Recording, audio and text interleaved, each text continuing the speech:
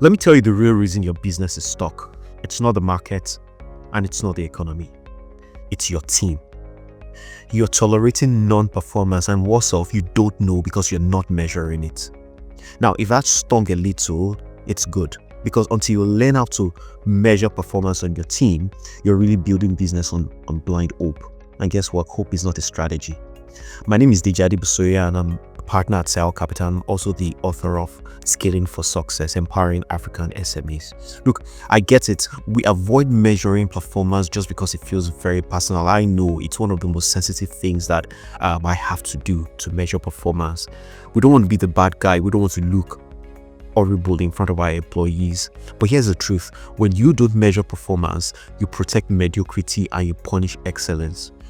In this video, what I'm going to do is to show you exactly how to measure performance in your business fairly, clearly, and consistently. And so your team will know what matters and your business can finally move forward. Whether you're running a business with a team of 5 or with a team of 50 or more, this is the moment to draw a line between activity and impact, and between working and just performing. I'm going to draw a caveat here because I think it's very important before you come all gun blazing and saying, look, I'm looking forward to fire in my business that is not, being involved.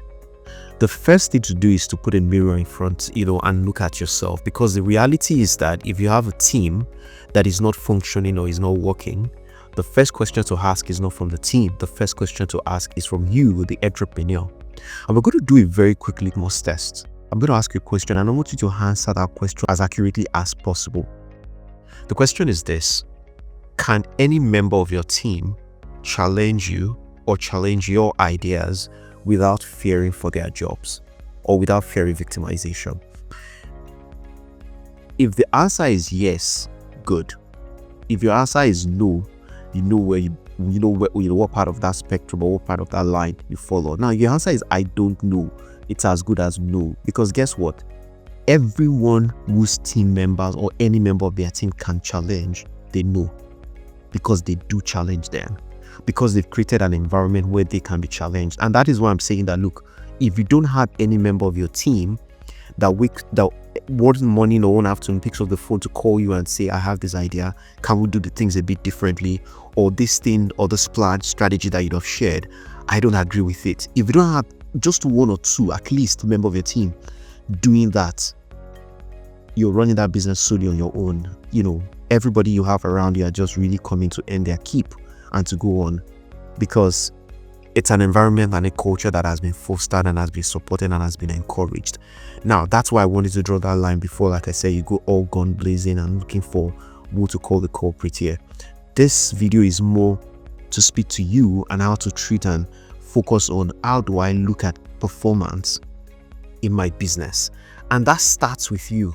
So when I'm talking about measuring performance, I'm talking about measuring performance all the way starting from you as an entrepreneur, all the way to the cleaners and the office admin in your organization. Everybody has to be measured, and everyone needs to know it's a fair process and it's a consistent process.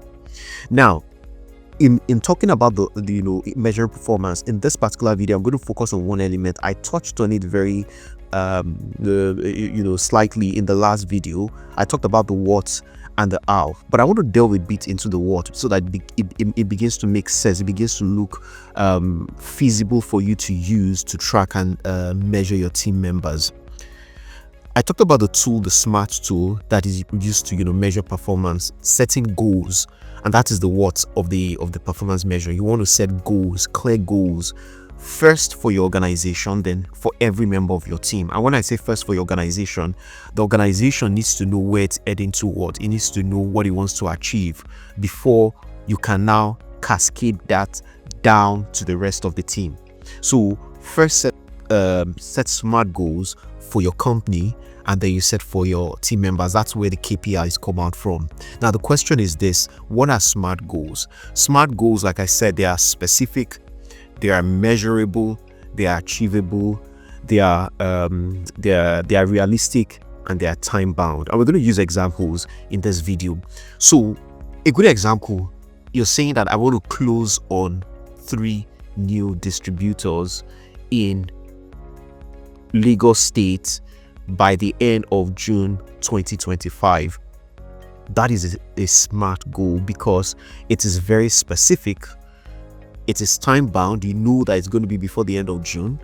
It is measurable. You know whether you've achieved it or not. It is achievable also depending on where you are in your business, and then it is realistic.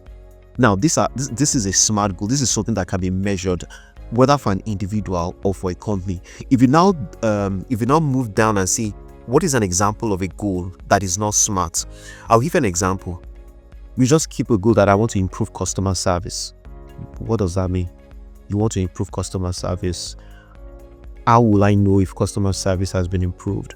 What exactly are you measuring about customer service that will show that customer service is improving?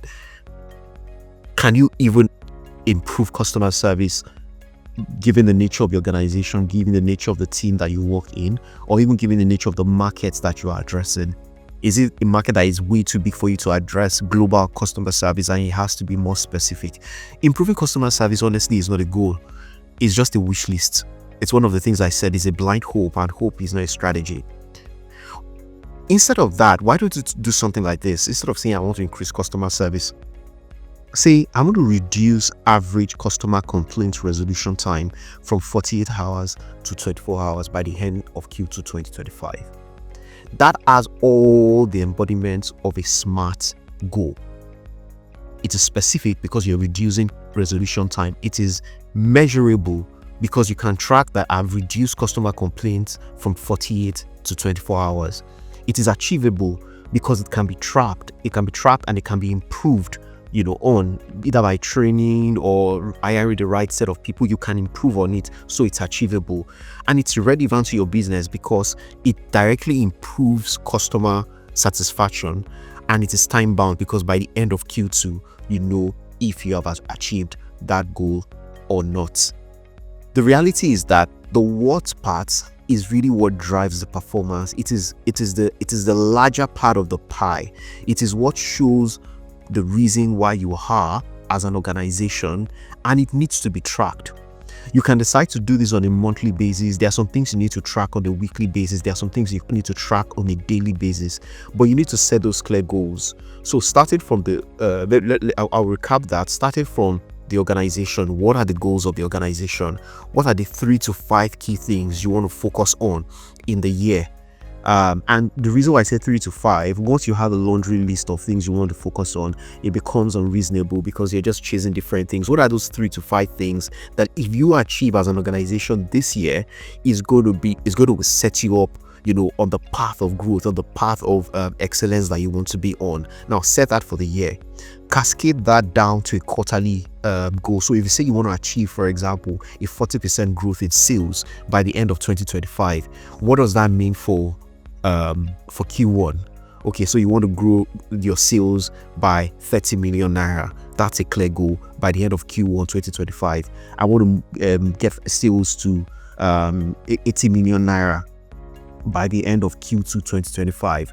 What does that mean on a monthly basis? It has to be clear. Once the goals are clear for the organization, then you need to go through the KPI process. And in a separate video, I'm going to talk about how we run that KPI so that it makes sense and it doesn't become a burden, because it shouldn't be a burden for the organization. It should be a tool that supports and helps you to drive the strategic goal. So you move in next to the KPIs, you set the KPIs for yourself, and you as the manager, your direct reports, you also work with them to create their KPIs, and your direct reports work with their own direct reports to create the KPIs, and those KPIs are reviewed consistently to be sure that everyone is on track to make those numbers and the goals that you've set for yourself. So what does this mean for you as an action step? The first thing I want you to do is to review your company goals. If you have one, if you don't have one, then please sit down with your team and set the SMART goals for the company. And if you do already, assess the goals. Are they SMART? If they are not, it's time for you to revise and update them.